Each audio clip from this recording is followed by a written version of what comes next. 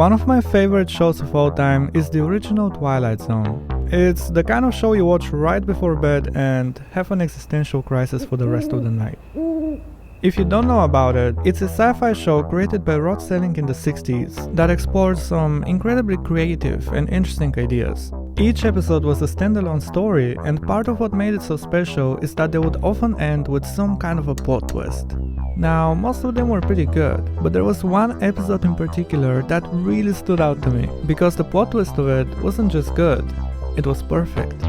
And I couldn't stop thinking about it.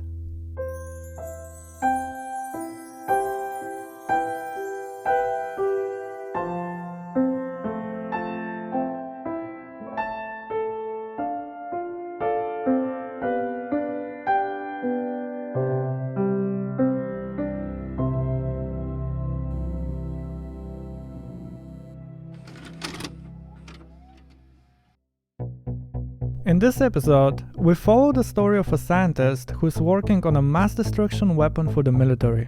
And because of his work, he knows that the world is on the verge of a nuclear war. Until one day, he hears from a coworker that it is going to happen within the next 48 hours.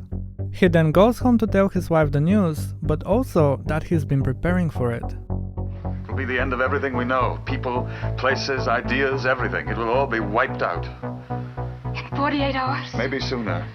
His friend, who is also a trained pilot, comes over to his house, and it turns out the two of them have been planning to steal a top-secret military spacecraft and fly into orbit before it starts. But as they go over the plan, their annoying, noisy coworker hears about it. Now, what was he doing just hanging out under his window? Don't ask me. It was the 60s, I guess. They didn't have smartphones. But anyways, as the two families meet before they leave, the pilot tells the main character that the military has discovered a planet about 11 million miles away. And not only that, but it might be habitable because they've picked up some radio waves from there.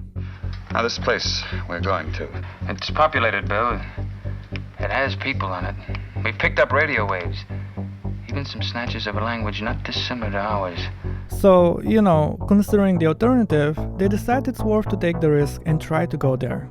They then leave for the ship, but instead of the guy they bribed, it's the coworker again who is there to stop them. They fight, break into the base, fight some more, and just about manage to make it to the ship. Now at this point, the episode is basically over, but the best part of it happens in the very last seconds, when they're in space and talking about the planet that they're going to, which turns out is called Earth. See, the reason I like this specific type of plot twist is because the story is exactly the same with or without it. It does not suddenly add new characters, change their motivation, give us some backstory we didn't know, or anything like that. But instead, we as an audience already know everything about the story, and the only thing that changes is our own perception of it.